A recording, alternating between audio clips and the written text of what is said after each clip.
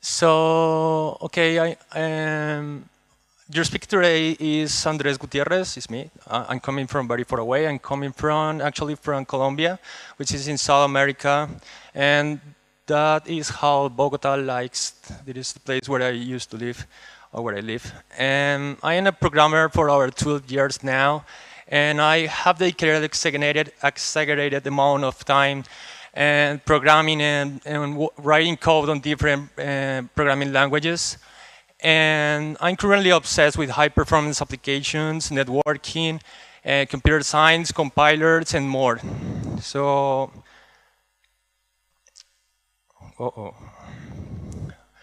okay, so what is Falcon? Falcon, besides being a web framework, as you already know, Falcon is a bit different from other frameworks because it is written as a C extension. So this difference is very important and very relevant, and this is why you have to take that into account, because this makes Falcon very special and it's real difference from other frameworks. Raise your hand if you have ever used Falcon before. Okay, cool. Okay, so Falcon initially was like writing in full C programming language, but now it's writing as a combination, as a mix of Zephyr and C. So I'm going to talk about Zephyr more later in deep. Okay, so I'm going to start talking about the history of Falcon and what were the motivations and behind its creation, and I'm going to talk about the huge amount of effort that we put to create this framework in the very unique way that it currently is.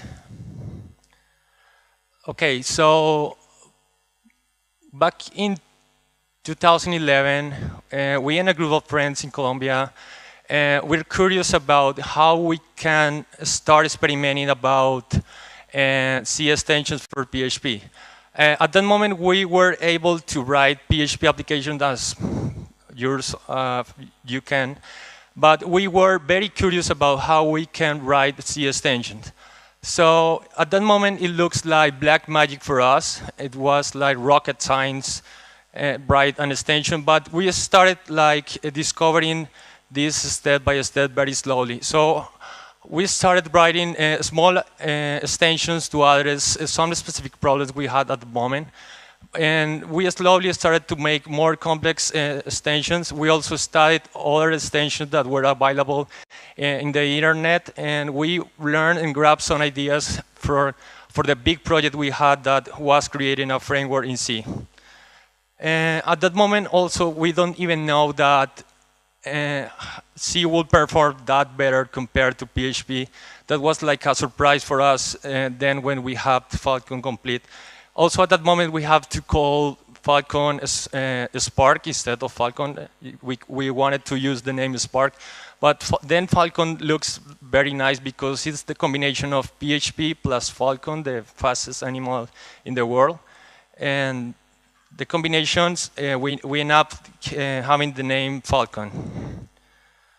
Okay, so in 2012, we finally end up with a conglomerate of code that could be useful in the form of a library of our framework.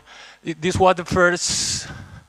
It was the first initial version that we opened up to the public. It was good enough to the people to use, but to be honest, that there were some problems in the design. There were so many trouble that we didn't like it at that moment. As you can see, our followers were very small, like my friends and my mom. That as today, she still doesn't know what I do. So, nevertheless, we continue to work, and we continue finding better ways to organize our code, to organize our components, to bring more value to the community. We really wanted to do this. So finally, in 2012, we released the first, the Phalcon 0.5, which was the first version that I think that we are proud of, because this is the first real version that was a real alternative to other frameworks in the market. It was really stable and good enough to many developers to use. It also delivered many important components like dependency injection, PHQL, which is a SQL dialect on top of the parser technology provided by SQLite. So we extract this technology that they have like hidden there. That was the parser lemon, and we introduced this into Falcon, and we created this PHQL that I guess you already know. Also, PHQL is a very important feature for developers because it provides like a set of security improvements for your application, for your PHP application that I guess that when you are using plain raw SQL, you have many problems because you will probably have many SQL injections, and PHQL tries to protect you against that. We have other important components like micro applications, like command line interface applications. We finally have support for MySQL and PostgreSQL via PDO. So this was the first version that we were proud of.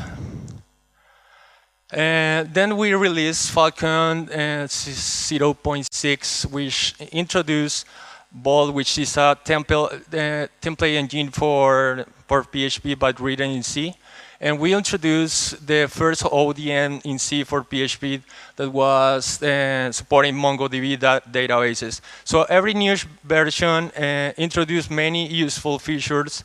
And so we had like big improvements every new version in Falcon. Another thing that we try to do is maintain this promise of having a high-performance framework every new version. So we were really careful to not affect or impact the performance of the framework when introducing new features. In 2013, we finally saw the light, and we finally have like a full stable version that was Falcon 1.0. At that point, we also faced a huge problem. Many developers were trying to help us by adding new features to the framework or fixing bugs or maintaining the core, but there was a huge problem. Too few developers know how to create extensions. Few developers have the necessary skills to help us in Falcon because it was written in full C. So we have this huge problem, and we started to find a solution for that. So many developers at that moment wanted many features. They want, hey, I want this validation component. And the Falcon team started to be like at the bottleneck of the project because we didn't have enough bandwidth to implement so many features that the community wanted. Okay, so the next year in 2014, so as I mentioned before, we had many problems because the C language was too unfriendly, and there was like a complexity in the whole code base, and many developers really wanted to help us, but they couldn't because they didn't know C. And even if they did know C, they didn't have like that expertise to create a C station for PHP. So after mulling over, we decided to create this technology called Zephyr, which is a programming language that really powers up and really move forward to move that step ahead to make the developers have a friendly code base so everyone now can help in Falcon. This was a really important step ahead for Falcon. So we started to design this language, and this language that we created from the ground up. We designed it exactly as we wanted, exactly as I needed. And we wanted this language to be very friendly as JavaScript is, as PHP is, but also with the same performance that C has.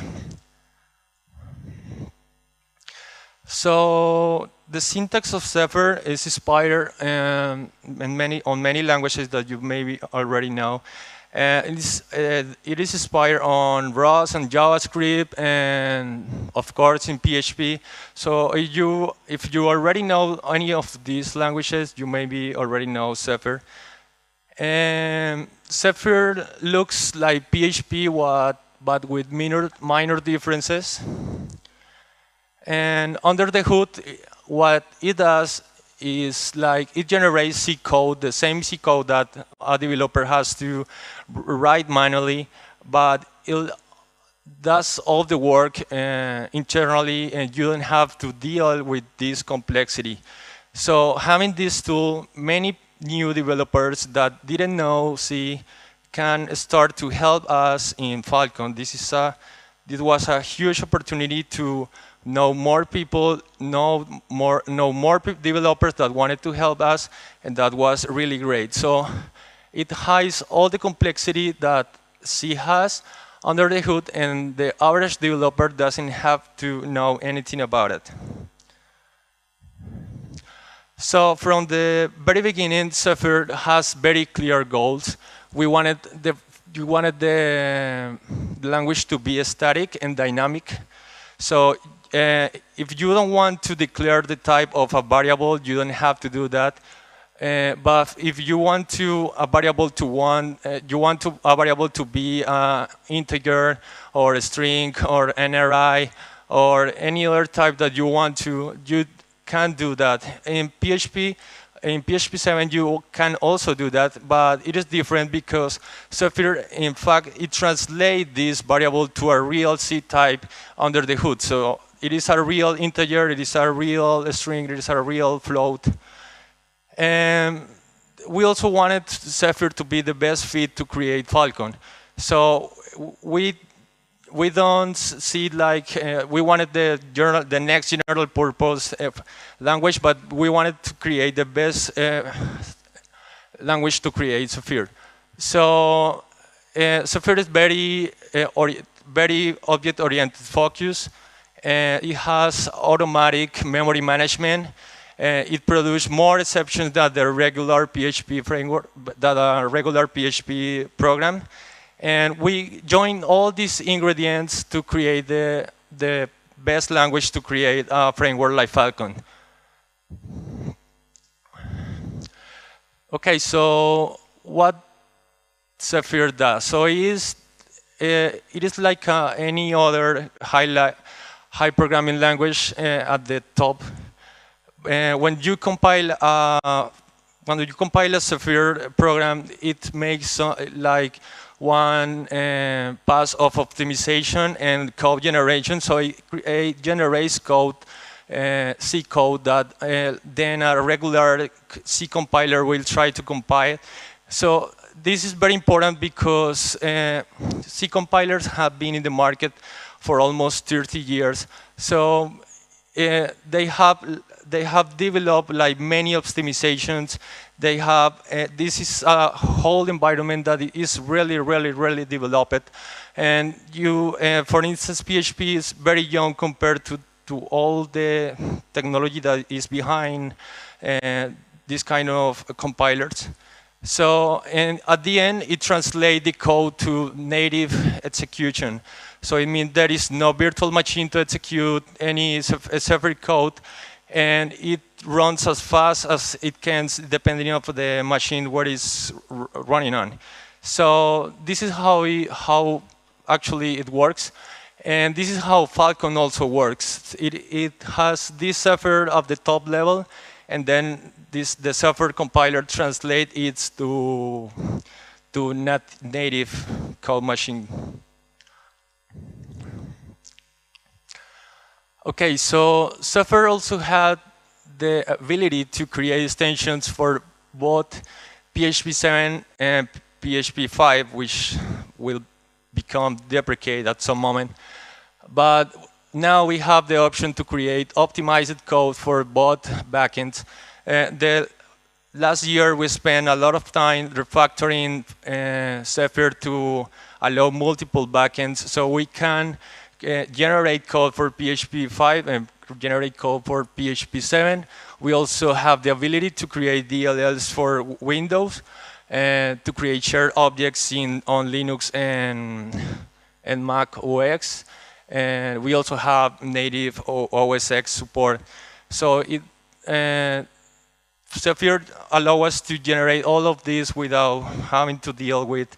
So we move all this complexity from Falcon to a new project called Zephir. We have different contributors that have a different ecosystem, and the original Falcon developers that are only interested in Falcon doesn't have to deal with this.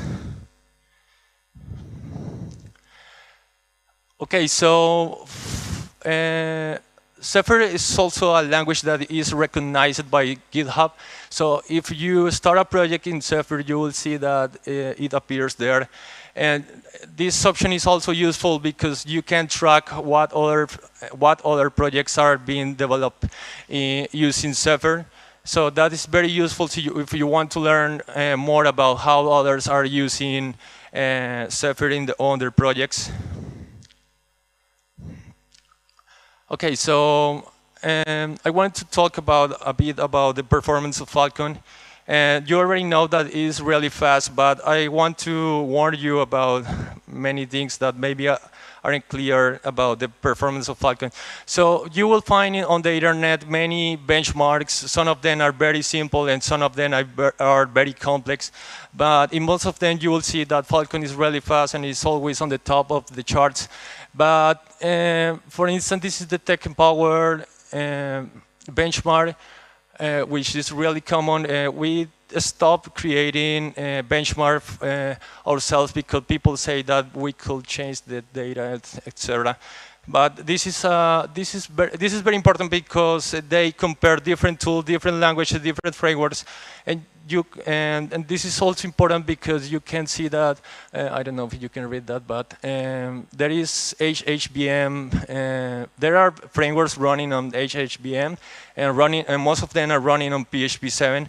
So as you can see, Falcon is still, after 5 years of development, is still really faster. But I want to warn you about something.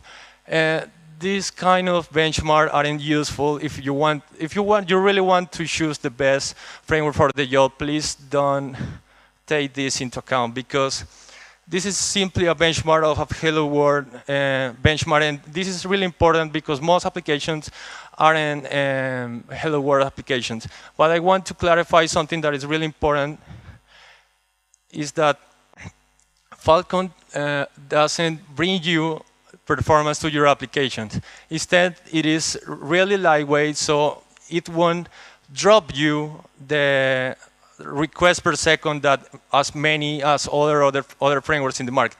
So I made this small experiment the last month, and I started with a new machine with Ubuntu, and I installed Nginx, so it gave me like 9,000 requests per second. And then I installed PHP7 and it gave me 5,000 per second. So I had just for install PHP7, now I getting 4,000 less requests per second.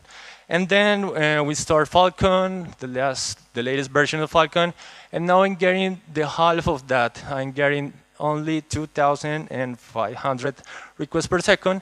And then I added a connection to MySQL, and now I'm getting only 800 requests per second. So every time you add a new layer, it drops the number of requests per second because every layer that you add to your web stack drops the number of requests per second. So what you can do?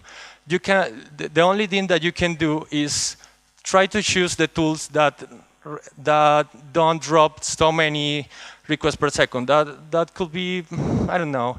This could be the way to choose a framework. Please make this experiment. This experiment is called like some basic form of profiling. But you can do this to check how many requests per second is your current technology dropping in one layer to another layer. So Okay, so you will find on the internet that performance is not important. Maybe it's not important for certain types of industries.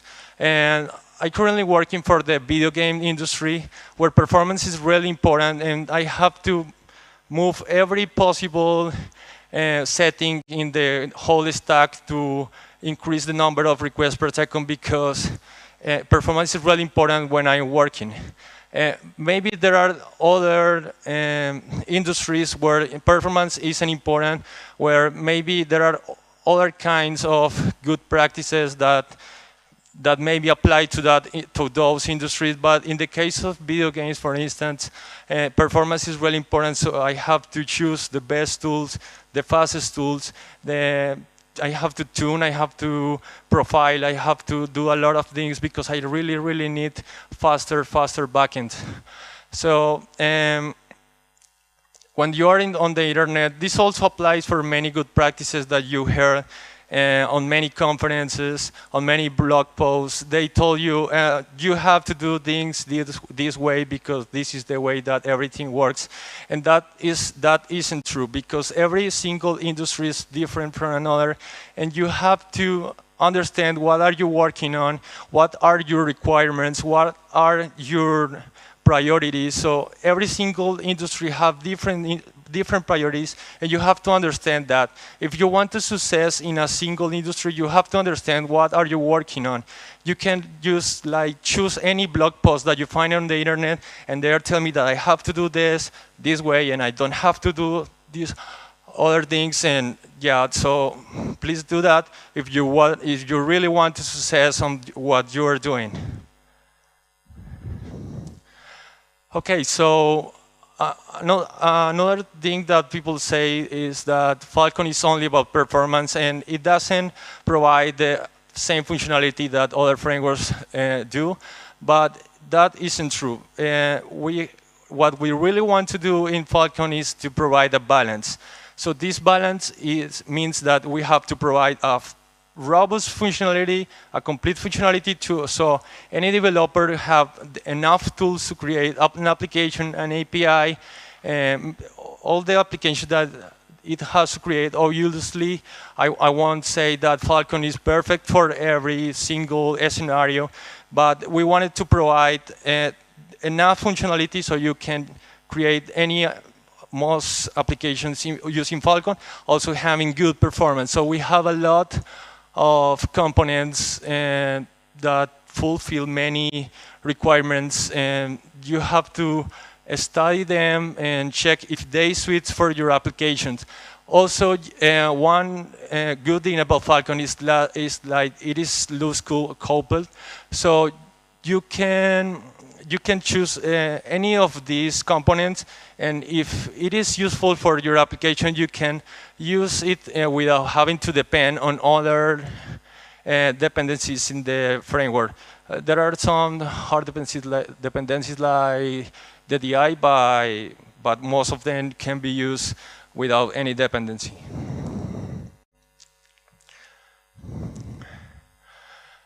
Okay, so another thing that I want to say you is that Falcon is not like a silver bullet that you install it and automatically everything is fast and you don't have to do anything, because I will lie you if I say that. So what is real is that Falcon are providing you all the tools that you need to create a faster application, such as cache. So we are supporting Redis, we are supporting APC, we are supporting Memcache, we are supporting AirSpike, we are supporting many backends. So if you know how to build an existing scalable application in other framework or other language, you also, that knowledge that you have is a knowledge that you also have to apply to Falcon, because Falcon, you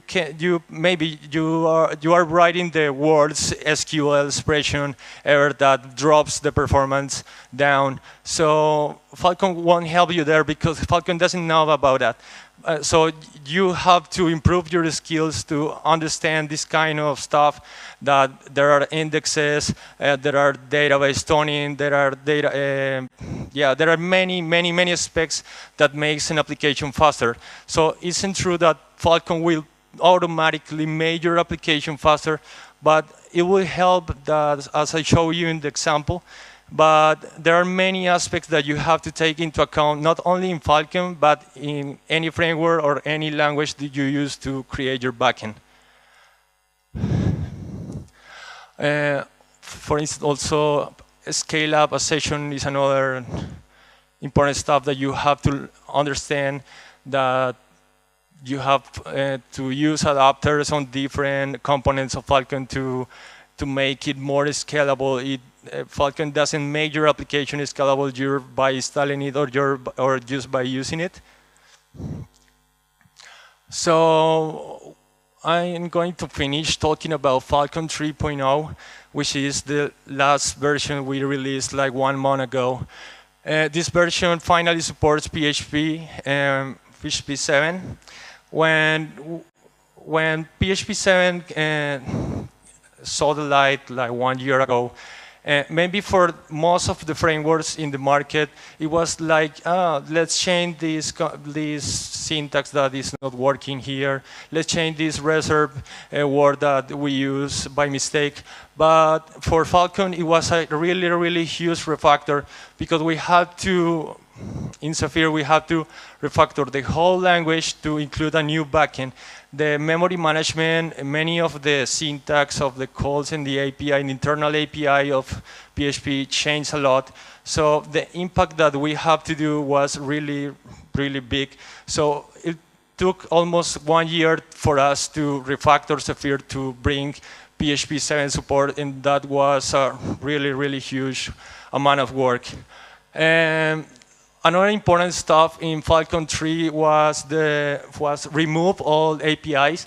So we have some repeated codes, we have some deprecated APIs in Falcon 2. So we took that opportunity to remove that and make a new modern framework.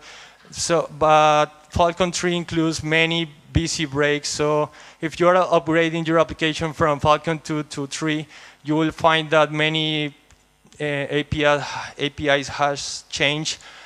And another important thing is that we introduce LTS support, long-term support. So we are going to support Falcon until 2019. It means that it is 3 years of support. So you can now choose to start up a project in Falcon, and you will have 3 years of support from the Falcon team, from the core developers. And our social networks has increased a lot. We have more than 12,000 followers in our social network. So the community is now bigger, and we have like 7,000 stars in GitHub. So the project has reached every single spot in the world. So it is really great how see how the project has evolved across time. Okay, gracias.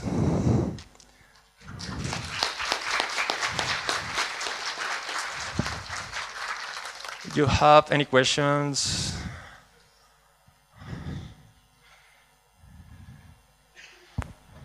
Hi. So I mainly came here to ask you 2 questions. I probably will finish with one. So I think the dependency injection in Falcon is great, but when you're talking about loosely coupled framework, you're basically talking about dependency injection component being injected into every single class that you find in Falcon. Thank you. On top of that, there is a second point to that. So dependency injection in Falcon, for those of you who don't know, allows you to create classes not by aliases as a lot of other dependency injection components, but by class names, full class names. Yeah. Usually that's when the other part of loosely coupled frameworks breaks, because I myself had to rewrite a lot of public methods, especially in ORM part of the Falcon, to allow other models being created by the dependency injection, for example, in query, in model, and stuff like that. So my question is the following. Can you estimate, or when, or if any, config for the DI, and whether you promote or discourage the ability, to create classes by class names, fully qualified class names. Thank you. Yeah, that's a good question, and yeah, I think that if I talk in terms of good practices and bad practices, I think that it is a bad practice and place the full name of the class there. And well, Falcon also have like this kind of constructor, setter, and public injection, but most people are using the dependency injector as a service locator. So I think that sometimes it enacts like a bad practice. So yeah, maybe we can try to improve that in Falcon 4. Also, in Falcon 3 we started to adopt Zephyr.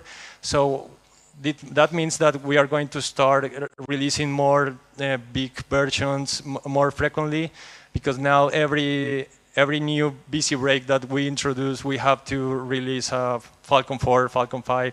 So you can expect more big versions in the next months. Another question? No questions? Anyone wants stickers?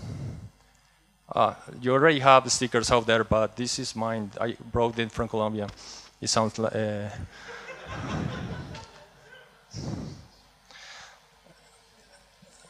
they smell like coffee. Hi. Does Falcon supports? Okay. Does Falcon supports PSR standards? What? Does Falcon supports PSR standards? Oh, okay. Yeah. So yeah, that's another thing that we have to improve. Yeah, we haven't that time to implement all the PSR standards that have come out recently. We only are supporting PSR 3, PSR 4, but we have to support PSR 7, and we have PSR 11. Yeah, there are so many PSR that we are not supporting right now, but we hope to do that in Falcon 4. Okay, thank you.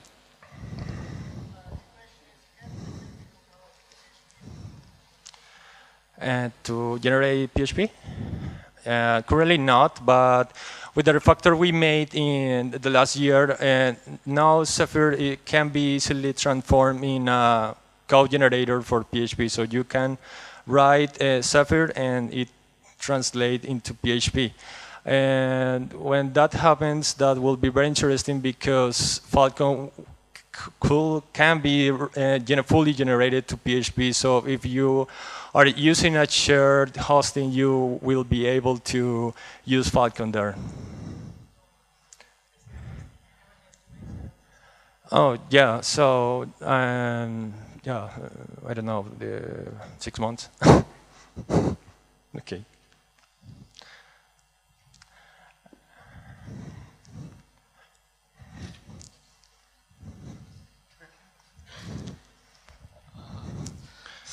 Thank you for really good speech. During the questions, I heard that some plans for Falcon version 4. Would like to know what plans, what features are going to be provided in new version of framework. That's the first question. And second question, there can be some maybe not great changes in PHP. There will be new updates like PHP version 7.1 or something like that. Will these new versions affect Falcon 3? It's second question. Thank you. Yeah, okay. Regarding the first question, I must say that I'm not yet clear about how many features we will introduce in Falcon 4, but something that I want to try is create something like a data mapper. So I'm planning to replace Active Record by data mapper, or maybe support both. but we want to try because Active Record has many drawbacks, many problems, many bad practices, like inherent many bad practices. So I want to try implement a data mapper. That will be a big change probably, and it will break many applications as well. And regarding the second question, it's about future PHP versions. Yeah, right. So yeah, I don't think that PHP, for instance, PHP 7.1 will not break that much Falcon as PHP 7 did. But I don't know. We don't know exactly what changes will be introduced in Falcon 8, for instance. We don't know if they are going to rewrite the whole core in Go or something. So that could be a risk. But if they don't change the core too much, they shouldn't be that huge refactor as we have to do at that point in the last year. Okay, thank you.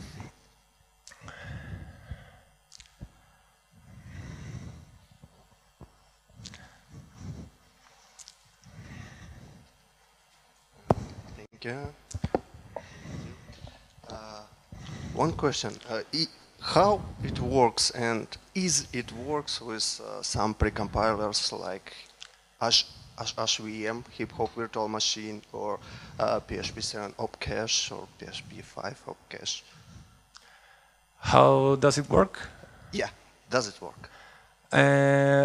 We currently don't support HHVM. It is a very different engine that I don't even know how it works internally. Maybe someday I will try to tackle that up, but currently I don't know. But Falcon works really well with OP cache. So yeah, while Falcon is currently very focused on the Zen engine, and the Zen engine, if it works there, Falcon works also I hope, very well. But HHVM is a very different implementation of PHP that we have to create another Zephyr to support HHVM, and I don't know if the community and the market share of HHVM is enough big to warrant the effort.